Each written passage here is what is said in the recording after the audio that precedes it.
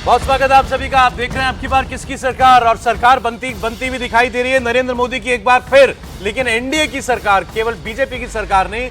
जी हां, इस बार भारतीय जनता पार्टी बहुमत से दूर रह गई है। 237 सीटें पर लीड कर रही है भारतीय जनता पार्टी। कांग्रेस पार्टी 100 पर आ गई है 52 से बढ़कर के, और 291 पर एनडीए इस वक्त जो है सरकार बनाने की स्थिति में दिखाई दे रहा है साफ साफ। कुछ बड़ी सीटों की भी आपके सामने मैं चर्चा कर देता हूं, आपके सामने एक एक करके आती रहेंगी सीटें। स्मृति ईरानी अमेठी से 66,000 वोटों से पीछे चल रही हैं।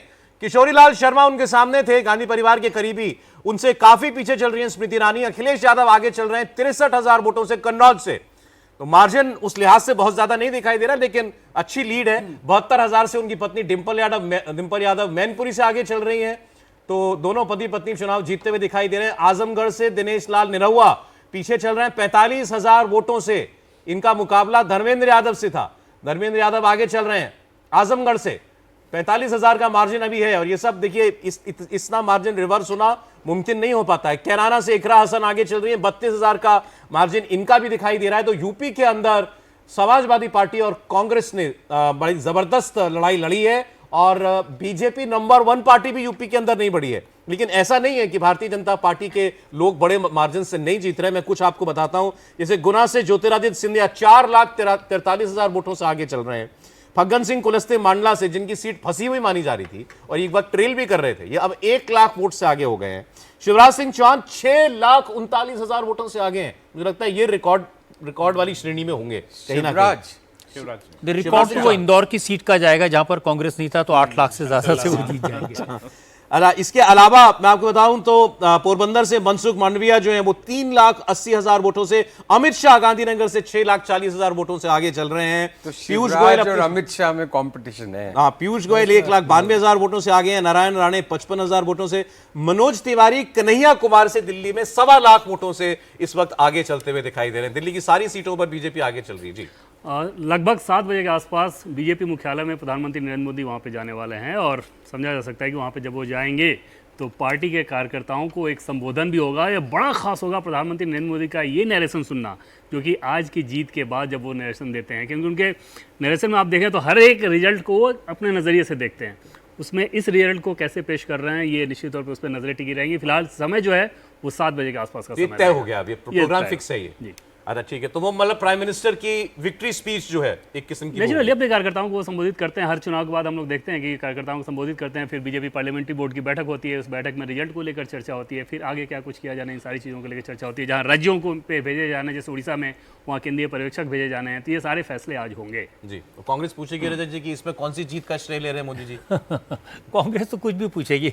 अब देखिए, कांग्रेस की बातों इसलिए नहीं मैं ज़्यादा तवज्जो देता हूँ। मान लीजिए 350 सीट जीत जाते या 400 पार हो जाते, तब वो कहते ईवीएम में गड़बड़ी है, अमित शाह ने डीएम को फ़ोन करके वोट चेंज कराए। तो वो कुछ लोग ऐसे होते हैं, वो किसी भी स्थिति में सुखी नहीं हो सकते। लेकिन आज मुझे लगता है कुछ तो सुकून तो जरूर लेकिन मिला सौरभ, होगा वाकई बीजेपी को आप देखें तो जैसे जैसे प्रोपेगेंडा से उन्हें लड़ना पड़ा है इस पूरे अभियान के दौरान, वो भी आसान काम नहीं था। ईवीएम, डीएम का फोन, आरक्षण खत्म कर देना, मतलब इतनी सारी चीजें। दो बातें जो हुसैन ने कही बहुत क्रूशल हैं, क्योंकि उन्होंने उन इलाकों में विजिट किया जहां पर मुस्लिम डोमिनेटेड लोग हैं। तो हुसैन ने 2 बात मेन बताई। एक तो जो मुस्लिम हैं उन्होंने एक मुश्त वोट दिया, ये कोई न्यूज़ नहीं है, तो सब जानते हैं। पहला इन्होंने कहा कि उसमें वो SC ST जुड़ गया, जिसको ये डर लगा अगर ये 400 पार गए तो फिर आरक्षण को खत्म कर देंगे। उस आरक्षण की बात को काउंटर करने के लिए बीजेपी ने जो नैरेटिव गढ़ा कि ये आपका आरक्षण छीन करके मुसलमानों को दे देंगे, उससे वो तो खुश नहीं हुए, मुसलमान और भी नाराज हो गए। और इस बार वो पूरी ताकत से बाहर निकले कि नहीं, हराना ही है। जो पहले घर बैठ जाते थे, वोट नहीं देते थे, यही बिल्कुल ठीक बात। वो जो पहले घर बैठ जाते थे या थोड़े सॉफ्ट हो गए थे, या जो कहते थे मुस्लिम महिलाएं 3 तलाक के बाद में वो वोट तो नहीं देगी, चलो जाएंगे नहीं वोट या जो थोड़ा बिखर जाते थे, हाँ, थोड़ा तो बीएसपी, वो भी कंसोलिडेट होके उन्होंने वोट किया। तो ये इस ओवरऑल जो उत्तर प्रदेश, और ये सिर्फ यूपी में हुआ है रजी। लेकिन इस पूरे डिस्कशन में हम यूपी में भी अखिलेश यादव को थोड़ा सा मुझे लगा मिस कर रहे हैं, या कम क्रेडिट दे रहे हैं क्या? नहीं, अखिलेश यादव को क्रेडिट जरूर देना चाहिए, क्योंकि अखिलेश यादव ने जो रणनीति बनाई वो पिछले 4 चुनाव में उन्होंने नहीं बनाई थी। वो 4 चुनाव में हर तरह के एक्सपेरिमेंट कर चुके थे, वो फेल हो गए। इस बार फिर उन्होंने मनाया और उनकी जो गजब की बात जो मैं देखता हूं इस सब में, वो था कॉन्फिडेंस।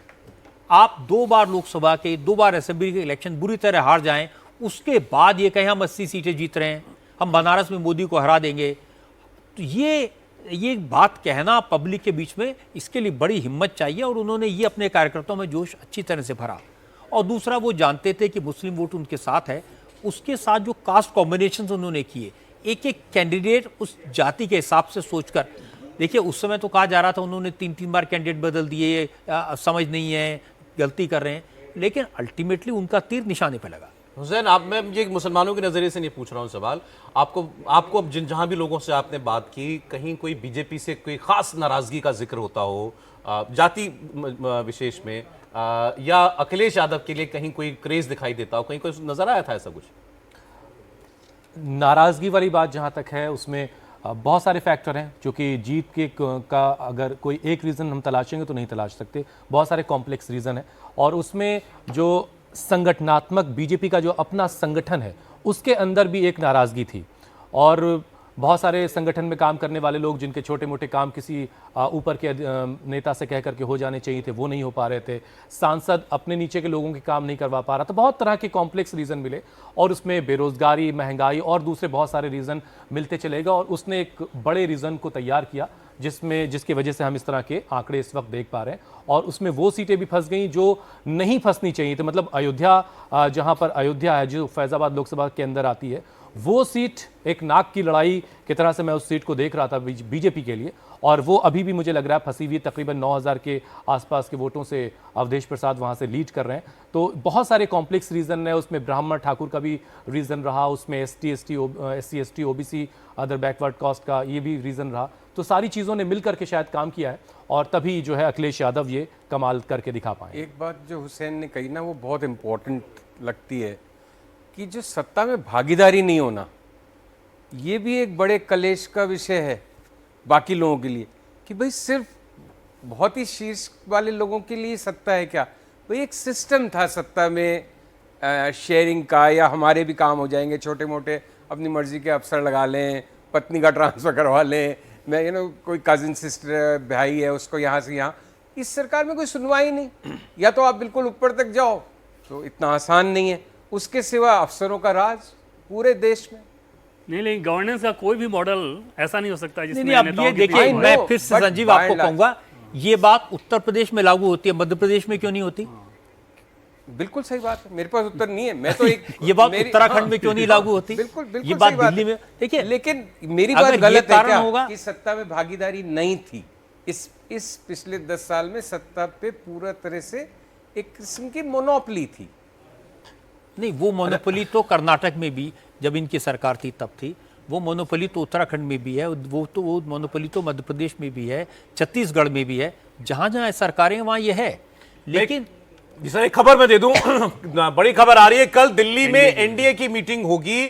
अमित शाह ने जीतन राम मांझी को फोन किया है, बिहार में वो भी जीत करके आए हैं, एक सीट उनकी भी आगे आ रही है, और एनडीए की मीटिंग के लिए उनको बुलाया गया। देवेंद्र, कल एनडीए की बैठक बुलाई गई है, बीजेपी के राष्ट्रीय अध्यक्ष जेपी नड्डा ने यह बैठक बुलाई है और उसमें सभी लोगों को बुलाया जा रहा है। गृह मंत्री अमित शाह भी बात कर रहे हैं उन लोगों से, और कल एनडीए की बैठक होगी। और अभी एनडीए की सरकार होगी तो एनडीए एज सच अब इंपॉर्टेंट बन जाएगा। हाँ, लेकिन हालांकि पिछले दोनों बार भी देखा जाए तो 14 या 19 में भी तो अपने दम पे बहुमत के बावजूद प्रधानमंत्री नरेंद्र मोदी बार बार इस बात को कहते भी हैं कि एनडीए के लोगों को पहली बार ही उन्हें जगह दी गई थी, जबकि जरूरत नहीं थी। नंबर बीजेपी के पास अपने होते थे, तब भी वो सरकार एनडीए की ही होती थी। फोन करके आने को कौन कह रहा है, ये भी तो महत्वपूर्ण है। पहले कोई महासचिव ही कह देता होगा नहीं, एनडीए की बैठक है, आ जाइएगा।